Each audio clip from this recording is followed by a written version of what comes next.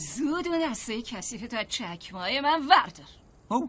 ببخشید. مختو نشونه گرفتم غریبه. پس خیلی آروم بلند میشی مگه اینکه بخوای تمام روز من گلوله در کنم تا لسکی برقصی. نه خانم نمیخوام. تو اصلا کی هستی؟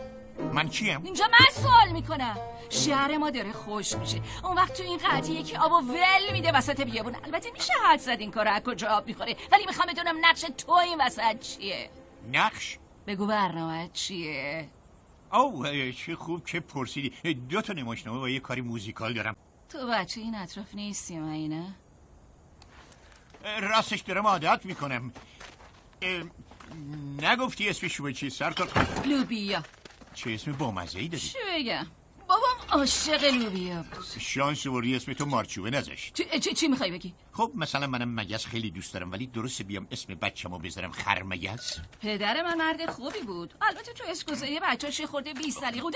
چه تنده. داری خاکسترشو میخوری. واو! این خاکستر آقا جونه؟ نه بابا این خاکسترای سیگارشه. جسدش هیچ وقت پیدا نشد. چیه؟ چی کار میکنی؟ خودت چیکار میکنی؟ من چیکار میکنم؟ زود چی؟ پسر خاله شدی؟ خشکت زده بود. نه کی میگه؟ چرا خشکت زد؟ خب میخوای اینجا بمیری یا میخوای برسونمت شهر؟ نه آره لطف کنی ممنون. امروز چهارشنبه است. چهارشنبه هممون پاتوق میکنیم. واقعا تو کی هستی؟ راستش اسمای زیادی واسه من گذاشتن. یه اسم هنری دارم، یه اسم مستعار، یه اسم مورد بالا.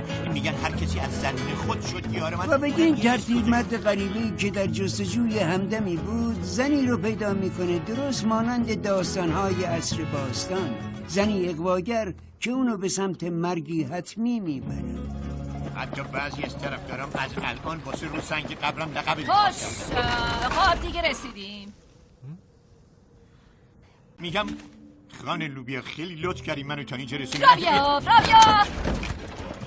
زحمت کشیدین. میبینم لوبیا.